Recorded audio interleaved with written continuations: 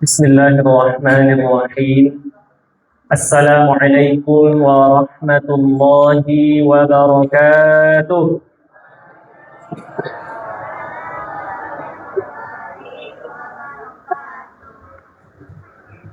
الحمد لله رب العالمين، والصلاة والسلام على أشرف الأنبياء والمرسلين وعلى آله وأصحابه أجمعين.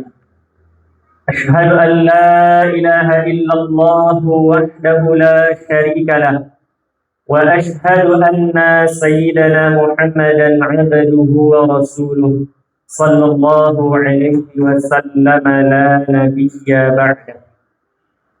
Yang sama-sama kita hormati pengurus Musalla Darul Quran Asyad, kemudian para alim ulama, bapak-bapak, ibu-ibu, jamaah musalla yang tak dapat kita sebutkan satu persatu. Mudah-mudahan kita yang hadir di rumah Allah yang kita cintai ini diberkahi dan dirahmati oleh Allah Subhanahu wa Ta'ala. Pertama, mari kita bersyukur kembali kepada Allah atas nikmat yang Allah berikan kepada kita bersama. Sehingga pada malam hari ini lah malam kabara gini Pak Bu. Malam kabara Bu. Dua balik Bu. Dua balik. Bila kita mulai puasa di Bu? Rabu, Kamis. Ada yang Rabu, ada yang Kamis. Ada yang Jumat lah. Atau ada yang Selasa lah. Tak. Hari yang puasanya hari Selasa, yang puasanya hari Rabu, yang puasanya hari Kamis. Mudah-mudahan semua amal ibadah kita yang kita kerjakan di bulan Ramadan ini mudah-mudahan diterima oleh Allah Subhanahu wa Ta'ala. Kita tidak menyalahkan orang yang memulai puasanya di hari Rabu. Kita tidak menyalahkan orang yang memulai puasanya di hari Kamis. Yang patut kita salahkan itu yang tidak berpuasa. Ibu, inyo ndak puasa tapi ikut pulau menyalah-nyalahan. Angku puasa hari Kamis ndak sah puasa. Angku puasa mulai hari Rabu ndak sah puasa angku lo kecil. Sedangkan inyo ndak puasa. Na'udzubillah. Mudah-mudahan pada malam yang berbahagia ini, malam yang ke-12, kita masih tetap semangat mendirikan malam-malam bulan Ramadan. Mudah-mudahan kita mendirikan malam bulan Ramadan dengan penuh keimanan dan mengharapkan pahala dari Allah Subhanahu wa Ta'ala. Mudah-mudahan Allah ampuni dosa-dosa kita yang telah berlalu. Dan mudah-mudahan hadirnya kita di musalla yang kita cintai ini adalah dalam rangka atau bentuk rasa syukur kita kepada Allah Subhanahu wa Ta'ala. Kemudian salawat dan salam untuk Nabi kita, Nabi Muhammad sallallahu alaihi wasallam. Mudah-mudahan senantiasa tercurahkan kepada beliau, kepada keluarga, kepada sahabat dan orang-orang yang mengikutinya dalam kebaikan. Mudah-mudahan kita dapat berjumpa dengan Nabi kita, Nabi Muhammad sallallahu alaihi wasallam. Tidak ada nikmat yang lebih besar di akhirat kelak ketika kita berjumpa dengan Rabb kita. Ketika kita berjumpa dengan Allah Subhanahu wa Ta'ala. Pada hari itu wajah kita berseri-seri bertemu dengan Rabb kita. Nikmat kedua setelah itu yang paling berharga adalah berjumpa dengan Nabi kita, Nabi Muhammad sallallahu alaihi wasallam. Lain yo basoboknya Nabi bu. Banyak-banyaklah salawat. Allahumma shalli ala Muhammad wa ala ali Muhammad. Kalau di dunia kau malih bersolawat, ingin lo berjumpa dengan Nabi, jangan berharap seperti itu lagi. Bapak Ibu hadirin hadirat yang dirahmati oleh Allah Subhanahu wa Ta'ala. Pada malam hari ini judul ceramah kita yang sudah ditetapkan oleh pengurus yaitu fadilah dan keutamaan silaturahim.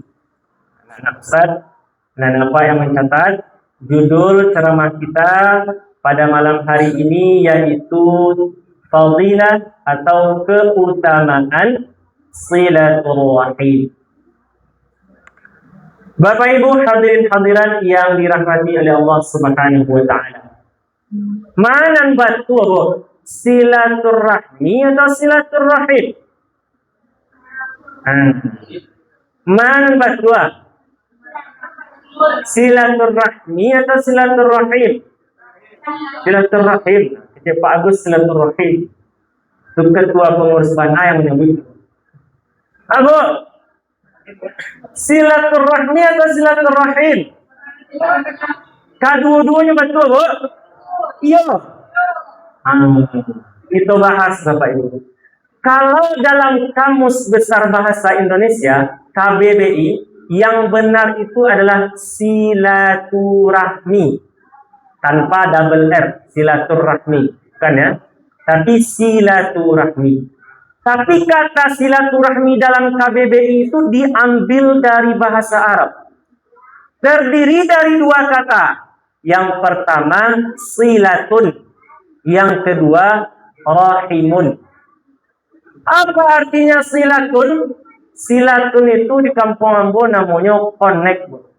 Lihat Ibu connect, Bu. Lihat connect, Pak. Bapak Ibu punya HP, dicolokan kabel chargernya ke dalam connect. Nyambung, itu bahasa batu kasihnya tuh. Bahasa batu kasihnya nyambung. Jadi silatun itu artinya nyambung, terhubung, menyambung. Adapun rahim dalam bahasa Arab, rahim itu artinya adalah al-mawdi'ul ladzi yastaqirru fihi al-janin fi batnil mar'ah. Rahim itu artinya adalah sebuah tempat menetapnya janin. Ada Ibu? Tempat menetapnya janin yang berada di dalam perut perempuan. Laki-laki dia ada rahim, Pak. Kalau ada laki-laki, rahim dipertanyakan ke laki-lakian. Hanya di perut perempuan. Silatun satu, rahimun satu. Silah artinya nyambung, terhubung. Kalau di orang Minang namanya silek kan. Makanya falsafah silek Minang itu mengecekan. Lahir silek mencari kawan, batin silek mencari Tuhan, Pak. Jadi secara zahir silek itu digunakan untuk mencari kawan, bukan mencari lawan. Ini kan banyak nyolah pandai silek itu dan segala macam. Memperagakan, mempertontonkan, menampakkan kebanggaannya, kekuatannya. Padahal lahir silek itu mencari kawan. Sedangkan batin silek itu mencari Tuhan. Jadi connect awak dengan silek. Itu orang Minang dulu, Pak, Bu. Jadi orang Minang dulu silek itu di surau, Pak. Nyo beraja malam nyo sholat maghrib berjamaah, isya berjamaah, setelah itu baru latihan silek. Jadi hubungan dengan manusia dijaga, hubungan dengan Allah pun dijaga. Maka silaturahim atau silaturahim itu artinya adalah menjaga hubungan antar sesama kita. Karena apa Bapak Ibu? Rahim itu kenapa dia disebut dengan silaturahim? Karena kita ini semuanya berasal dari satu rahim. Rahim siapa? Itulah rahim istri dari Nabi Adam. Aduh awak yang berasal dari selain dari rahim istri Nabi Adam di situ, Pak Bu. Aduh yang reinkarnasi, mohon maaf, dari kera. Aduh, sebuah hukum yang mengatakan kan bahwa manusia itu berasal dari kera, katanya kan. Nah, itu hukum Darwin, katanya. Tidak benar. Semua kita berasal dari satu rahim. Makanya disebutlah dengan silaturahim, atau dalam bahasa Indonesia disebut dengan silaturahmi. Kedua-duanya sama benar. Silaturahmi itu bahasa Indonesia yang diserap dari bahasa Arab yang terdiri dari dua kata, yaitu silatun dan rahimun, yang menjadi silaturahim. Bapak Ibu hadirin hadirat yang semoga dirahmati oleh Allah Subhanahu wa taala. Maka kajian kita, judul ceramah kita pada malam hari ini, apa sih keutamaan menjaga silaturahim itu? Apa sih fadilah atau keutamaan kita menjaga silaturahim itu? Maka Rasulullah Sallallahu Alaihi Wasallam mengatakan, "Man ahabba an yubsata lahu fi rizqihi wa yunsa'a lahu fi atharihi falyasil rahimahu."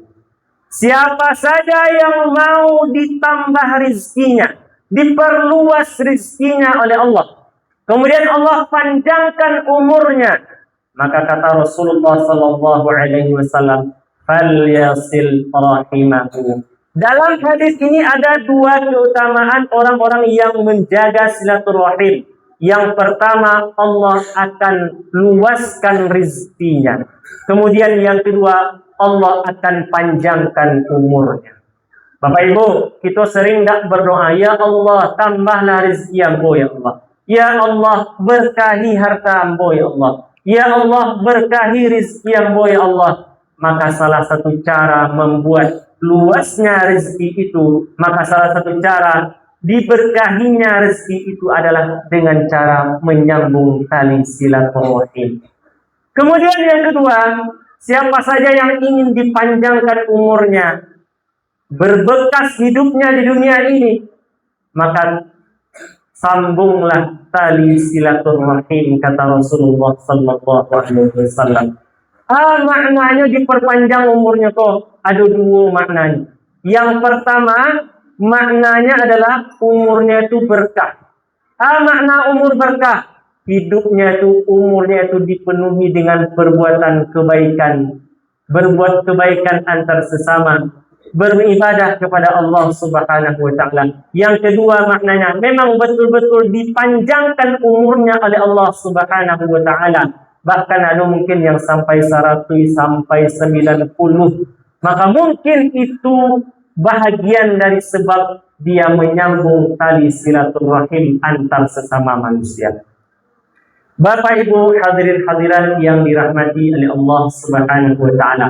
Itu hadis yang pertama yang menyebutkan keutamaan atau fadilah dari silaturahim. Yang pertama, Allah akan bukakan rizkinya, Allah akan luaskan rizkinya. Kemudian yang kedua, Allah akan panjangkan umurnya bagi orang-orang yang mau menyambung tali silaturahim. Hadis berikutnya, Bapak Ibu jamaah yang berbahagia, kata Rasulullah Sallallahu Alaihi Wasallam, ya ayuhan nas, wahai manusia, afshus salam, tebarkanlah salam. Wa at'imut ta'am, beri makanlah orang yang membutuhkan. Wasilul arham, sambunglah tali silaturahim. Wa sallu bil laili wan nasu niyam, dan dirikanlah salat malam di saat manusia lainnya terlelap.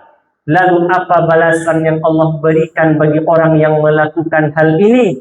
Tadkhulul jannata bisalamin. Orang yang menyebarkan salam, orang yang memberi makan yang membutuhkan, orang yang menyambung tali silaturahim, orang yang mendirikan solat malam, kata Allah, silahkan masuk ke dalam surga dengan penuh penghormatan. Laini wa Pak Bu, dia penghormatan oleh Allah masuk ke surga. Orang-orang yang menyebarkan salam, orang-orang yang memberi makan orang yang membutuhkan, orang-orang yang menyambung tali silaturahim, orang-orang yang mendirikan salat malam mendapatkan penghormatan oleh Allah, dimasukkan ke dalam surganya. Maka keutamaan yang ketiga, fadilah ketiga, orang-orang yang menyambung tali silaturahim, Allah masukkan ke dalam surganya. Bapak Ibu hadirin hadirat yang dirahmati oleh Allah Subhanahu wa Ta'ala. Kemudian berikutnya adalah ancaman bagi mereka yang memutus tali silaturahim. Tadi kita sudah bahas beberapa hal keutamaan dari silaturahim. Yang pertama, Allah luaskan rezekinya. Kemudian yang kedua, Allah panjangkan umurnya. Yang ketiga, Allah masukkan ke dalam surganya. Berikutnya kita akan bahas ancaman Allah dan Rasulnya bagi mereka yang memutus tali silaturahim antar sesama. Kata Rasulullah sallallahu alaihi wasallam, "La yadkhulul jannata qati'." Tidak akan masuk surga orang-orang yang memutus tali silaturahim. Bahaya Bapak Ibu jamaah yang berbahagia. Kalau ada awak yang memutus tali silaturahim, Allah haramkan surga bagi awak. Allah haramkan surga bagi awak. Laini awak Bapak Ibu jamaah yang berbahagia. Tidak ada kita yang ingin. Semua kita pasti ingin masuk ke dalam surganya Allah Subhanahu wa Ta'ala. Semua kita pasti ingin berkumpul kembali di dalam surganya Allah Subhanahu wa Ta'ala. Maka tali silaturahim yang sudah mulai renggang, tali silaturahim yang sudah putus, maka kita jadikan momentum Ramadan, kita jadikan momentum Idul Fitri nanti kita berkumpul, kita berjabatan tangan, saling bermaaf-maafan dengan sesama kita. Mudah-mudahan dengan itu tersambung kembali tali silaturahim kita dan kita terbebas dari ancaman Allah dan Rasulnya. Bapak Ibu hadirin hadirat yang dirahmati oleh Allah Subhanahu wa Ta'ala. Mari kita pergunakan bulan Ramadan ini, bulan yang penuh berkah ini untuk memperbanyak ibadah antar sesama kita. Apa ibadah antar sesama kita? Ibadah sosial. Kita tahu ibadah itu mungkin sholat saja. Kita tahu ibadah itu mungkin zakat saja. Tapi lebih daripada itu di bulan Ramadan ini, mari kita pererat tali silaturahim di antara kita. Mari kita perkuat ukhuwah persaudaraan di antara kita. Dan mari kita jadikan momentum Idul Fitri nanti untuk saling bermaaf-maafan, untuk saling berjabatan tangan, untuk melepaskan semua rasa sesak dada yang mungkin selama ini kita pendam, untuk melepaskan rasa yang mungkin tidak terlepaskan oleh kita. Maka mari kita jadikan momentum Idul Fitri kembali kepada fitrah. Mudah-mudahan Allah ampuni dosa-dosa kita. Bapak Ibu jemaah yang berbahagia, dosa kepada Allah kita bisa meminta ampun, bertaubat kepada Allah. Tapi dosa sesama kita tidak cukup dengan astaghfirullahaladzim, astaghfirullahaladzim. Selama orang itu belum memaafkan kita, maka dosanya masih menggantung di sisi Allah Subhanahu wa Ta'ala. Maka hati-hati Bapak Ibu jamaah yang berbahagia. Kalau ada awak menyinggung perasaan tetangga awak, kalau ada awak menyinggung perasaan kawan awak, segera minta maaf. Karena dosa kepada Allah, karena dosa kepada sesama manusia, tidak cukup nanti meminta ampun dan beristighfar kepada Allah. Maka dua caranya, kita minta ampun kepada saudara kita, kemudian setelah itu baru kita bertaubat kepada Allah Subhanahu wa Ta'ala. Bapak Ibu hadirin hadirat yang dirahmati oleh Allah Subhanahu wa Ta'ala, mungkin ini sebagai bahan renungan bagi kita bersama.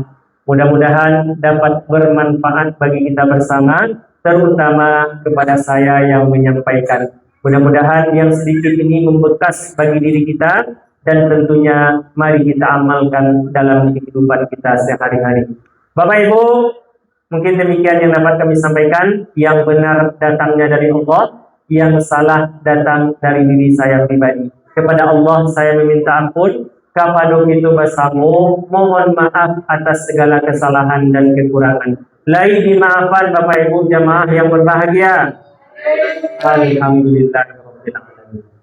Bapak Ibu, ambo di siku orang jauh. Hingga ambo di Sabadah Musola Suratul Mustaqim.